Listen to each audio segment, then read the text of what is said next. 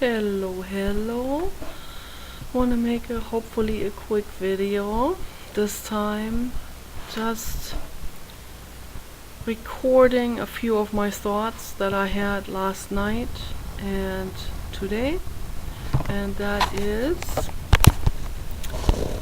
why people are often jealous, and something I observed in myself and in other people. There are a lot of German women who look like me, who are jealous of black women, and the black women in Germany, they get the spotlight. Black women are really wanted by men who look like me, have the facial features like I have, and my skin color and my ethnicity. And the reason for that is because, and that's scientifically proven, because we have the tendency that's built into our neurological functioning and hormones. We have the tendency to enrich our gene pool, and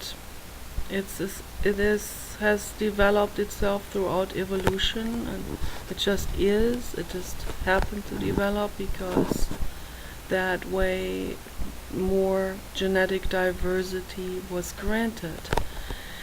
And because genetic diversity worked better, if we have a larger gene pool in ourselves, if we're not too inbred and refined, then we can weed out compounding genetic material that might not be beneficial for us.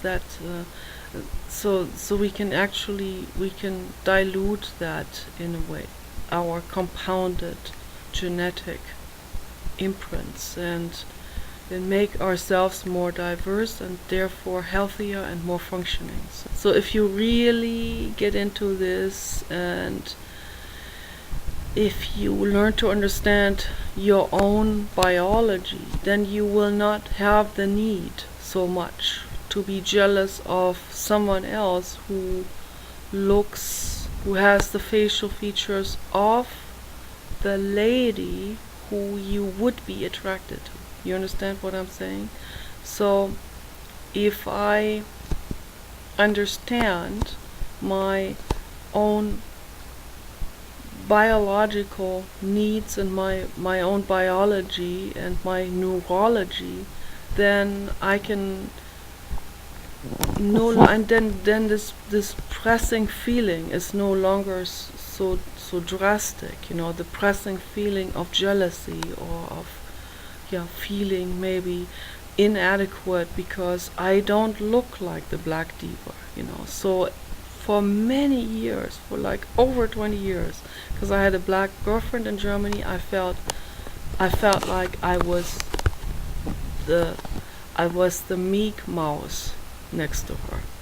So I was the colorless, pale mouse who paled into obscurity, who fell under the radar, and who was basically the schlepper person, the sidekick, so to speak. And it makes perfect sense now when we look at it scientifically, and there's no need for anyone, Johnny or anyone, or whoever that is, whatever their names are, Holly or Molly or Cypress or Daisy or whatever, whoever, we don't need to be jealous anymore, because each person is unique and great the way she or he is, okay? And I'm sure I would be attracted to Johnny physically. I'm sure of this. So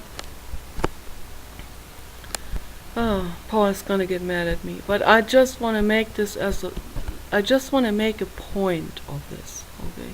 Just want to make a point. I am more attracted to men who have a different DNA than I have. Very different. It has to be very different. Yeah, I find that more attractive. So I like men with extreme spaghetti hair and round faces. And I also like men with curly, very curly hair and round faces and big mouths and morena skin and big build and sturdy and, you know, actually what is not usually not so hot in Hollywood is what I like. But I really like that. I really happen to like that, you know. Not everybody is following into the Hollywood type of idealisms of beauty. So, and we have to keep this in mind and stop being so hateful to each other, you know. Stop hating someone because they're blonde, or stop hating someone because they have blue eyes, or stop hating someone because they look like a diva, and it doesn't matter, you know. So whether, you know, it's me jealous of the black diva or Johnny jealous of the blue-eyed blonde guy, you know, it doesn't matter. It really doesn't matter. I hope I make this more understandable, this whole subject right now, because I see it so often now. I see this hate. We don't need to hate each other. There's no need for it, okay? There is really no need for it. There's no need for that jealousy and the ill will and the hostility and the hating and the bullying and all of this. You know, people have died because of this. Because of this underlying feeling of jealousy. So not just because they were jealous, but because of the people who were jealous and bullied them. So people who are jealous have driven other people into suicide. We don't need this. We don't need to do this. There's no need for this in the world. We can change this around. We can do much better. We can wish each other well. How does this feel, you know? How would it feel to sit down and wish someone who we had a grudge about? Or sometimes people don't even realize they're jealous of someone. They just hate someone and don't even know why. So maybe the very first step is to even come to the senses and understand why are you hating this person? You know? What is the real underlying feeling? Really come to that understanding. Not because someone is telling you. Don't go to a fortune teller or some therapist who tells you, let me tell you what your problem is, you know, because I don't know what your problem is. Nobody knows. Only you know what the real problem is, and the only way you can find out, and most people run away from that. That's why they have a TV on in every room, because they don't want to find out what the real problem is. But if you would find out what the real problem is, then you could heal yourself. You could contemplate, and you could really reach an understanding about what actually is going on. And I tell you, and I guarantee you, this is my guarantee for you, a warranty, a lifetime warranty, okay, that this is going to work out if you did it. If you sat down and if you meditated every day for an hour, and maybe listening to S.N. Goenka, because it's very soothing, his voice, and it's very positive and very kind and gentle. So if you meditated and listened to him, you can do it in front of your computer, okay? Just put S.N. Goenka Vipassana or Metta Bhavana meditation chant and listen to this for an hour a day and do nothing else. Just let your brain the way it is, with whatever thoughts are in it. You know. If you can, bring your attention back to his chant, but if you can't focus, let your mind just monkey itself away. Just let it do what it wants to do. And maybe it needs to do this for a while. It needs to just rave on for a while. And then after a couple of weeks, if you do this every day, your thoughts will become calmer and you'll be able to focus on the chant much better. And all of these tools are free for us to use, So what better way than to take advantage of this and really and skip therapists. They know nothing. Most therapists know nothing. That's the truth. I've been through all of this. So no need to reinvent the wheel. Just go straight to what works, and that is Vipassana meditation by S.N. Goenka. It works. And also the presentations by Jiddu Krishnamurti and many other people, Chogyam Trungpa Rinpoche and Pema Chodron and Thich Nhat Hanh and the books by him. But the very, very absolute first thing that I recommend to people who have not done this before, who had not been introduced to these particular teachings of mindfulness and going within, to start with the best start is with S.N. Goenka's chants, and you need to do nothing else other than to listen to it. So Dhamma or Dharma means the good conduct, ethical conduct, and so it's all Dharma practice, basically, all of this, to practice good conduct and to become impeccable, as Don Miguel Ruiz said. So very great teacher also. There are so many people out there, great people out there. Don Miguel Ruiz, I learned a lot from him. He said a lot of very, very clear messages for us. So to really to become clear with yourself, and as Jiddu Krishnamurti said, to go within yourself and to become your own observer and not leave everything out there to tumble around in chaos, but to become much more focused in what you're doing. And if you do this, then your life will become way more focused and your house will be more ordered. You will find all of a sudden it will bother you that things are chaotic, and you will sort it out, and things will sort themselves out more and more and more in the right direction. And then eventually you'll be able to really find out, to explore for yourself, as Jiddu Krishnamurti said. Explore this for yourself. Find out for yourself. Don't take someone's word for it. Don't go to a guru. Just a guru or teacher, listen to it and then come to your own conclusions. Whoever that is. It could be anyone. It could be a church person. It could be someone from the Muslim religion. It could be someone from a Hindu religion or a Buddhist religion or Buddhist philosophy. That Buddhism has both. It has philosophy and it has religion. I am not so much a fan of religion, so I go with the philosophy. For me it is, I see it as a philosophy. When somebody shaves their hair, then to me that's religious, and that I reject. So, because I want people to be themselves. The Buddha said to be yourself. The Buddha didn't say to make a religion out of it and make it into traditions and rituals and all of these things, because all rituals are mental illness. We have to keep this in mind. So we want to get away from rituals. Rituals is we're not free when we do rituals. We can do ceremony, we can do traditional things if we want to, if this is what we like.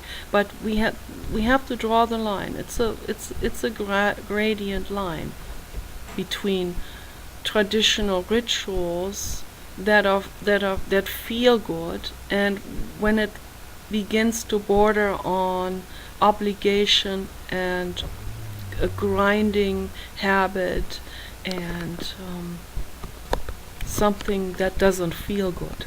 So when it doesn't feel good, it's not good for you. It has to feel good. Everything you do has to feel good, or it's just completely counterproductive for your health. Meditation feels really good, even though the mind wants to run away from that. When you get into observing yourself, then you don't need to be jealous anymore. Then you can find out why all of this is happening. And then you can find the value, the true value in yourself. And that's what true empowerment is. Become powerful within yourself and learn altruism. That's when you learn altruism. And when it feels good, then it is true altruism. Because true altruism is when the love for yourself merges with the love for others, when it is one, because you have to also have love for your body, for this vessel that carries you, So that is the same thing, because there is really no separation between you and the other. Care for your body, care for yourself, and care for the other. All of these subjects tie into it. Jealousy is a feeling of dualism that does not help us, that makes our lives miserable. And that's why we need to dissolve it, because it's ego-bound and ego-based. So if we can dissolve that, then we can merge into true existence, true empowerment, and true matrix life, truly moving away from the dualistic worldview. And that is so wonderful. That feels so much better. It feels so much more whole and so much more alive. If we're no longer running away or craving, so if we're no longer trying to feed our egos, don't do it anymore. Just don't do it and see what happens. What comes up? What feelings come up? And I'm here, so anybody who wants to talk to me, Johnny too, you can talk to me anytime. The only thing I ask from you is that you don't attack me viciously, because keep in mind, I'm a living being too, okay? And I deserve to be respected just like you want to be respected, the same way, on eye level, okay? Let's do it that way. And everyone else, if you have a question, if you meditate and something comes up, talk to me about it, or make a video, or talk to me privately about it. Okay, I can give you my email address. We can talk privately about it too, and I will not talk to anyone else about it. I don't do that. Okay? When people tell me private things, I keep it private. But I recommend to you to share it with others, because and forget the haters. You don't need to pay attention to them, because the more we share with other people, the more it will help other people too. It will help people who will stop by and see your video and see this honesty and see this openness about your situation that you want to share with other people, also in order to help other people. And that will definitely help other people, because they will see, oh, someone else has the same problem. And most people just are too afraid to talk about it. Most people have issues, right? But they don't talk about it. But the more we will share, the more other people will also come out of their emotional, their emo closets, so to speak, and pack out their emotional stuff.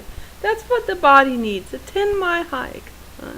It needs a 10-mile hike to be so powered out that there is no more need for barking. Yeah, that's what we really need to do, and I'm not doing it. And I'm terribly sorry about it. We need a van. I love you. You're the most beautiful being I have ever seen, and will always, forever and ever and ever. So, Anyway, bliss out, take care of yourself, and be altruistic.